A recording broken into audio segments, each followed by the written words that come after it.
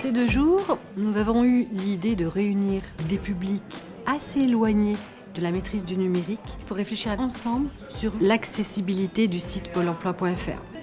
Pour repartir de la base, de la source, en rencontrant ces utilisateurs et en vérifiant avec eux quels sont leurs vrais obstacles et les vraies raisons qui ne les conduisent pas à utiliser comme ils le devraient l'ensemble de cette offre de services digital.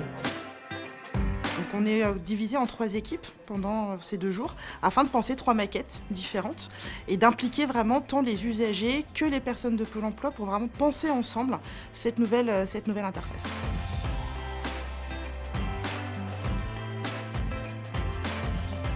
On va essayer de résoudre une question, de répondre à une question, c'est comment est-ce qu'on peut faire une interface qui soit accessible. On parle souvent par exemple de design intuitif et des choses comme ça, et on va essayer de comprendre qu'est-ce que ça veut dire pour notre cerveau.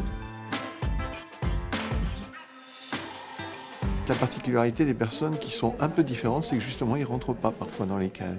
Et je pense justement, si on veut étendre et faire vraiment de l'inclusion, écouter le besoin des personnes, c'est écouter les personnes elles-mêmes et non pas essayer de percevoir ce qu'ils peuvent avoir comme besoin, parce qu'on n'est pas forcément les mieux placés pour ça.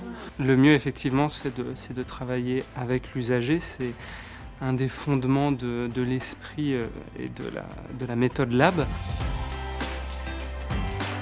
Je vais sur le site tous les mois pour m'actualiser. J'aimerais bien trouver du travail en secrétariat et j'aimerais bien travailler comme tout le monde. Comment l'usager va a priori voir le site de Pôle emploi? Est-ce que c'est accessible pour moi? Est-ce que ma situation elle est personnalisée par rapport à ce qu'on nous demande? Donc on est en train de travailler sur ces questions-là et de voir aussi qu'est-ce qu'on peut mettre en place pour améliorer les services de Pôle emploi.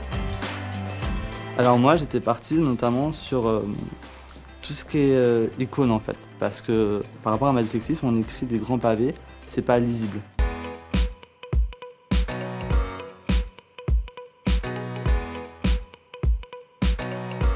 Moi, je m'intéresse presque plus à la démarche qu'au rendu, en fait. La démarche de Pôle emploi est hyper intéressante parce qu'ils essayent et c'est déjà rien que ça, en fait, d'essayer et de ne pas se dire c'est une barrière trop compliquée, on laisse tomber.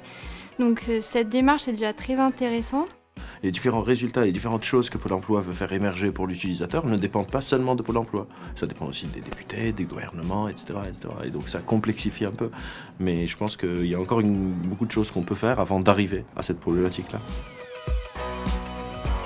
Cette matière, dans un premier temps, on va la récolter et puis on va la restituer de manière à trouver des solutions les plus concrètes possibles et qu'on puisse adapter le plus rapidement et le plus efficacement possible. On échange parce que moi j'ai le droit, Vincent il a le droit, et on échange pour savoir qu'est-ce que chacun veut. La journée est très bien. Je voulais passer ce message. Sans vous, on n'aurait pas pu construire toutes ces maquettes, etc. Donc merci pour votre participation. Bravo pour tout ce que vous avez fait. Sincèrement, le résultat de ce soir, c'est votre source d'inspiration avec la diversité donc des uns et des autres.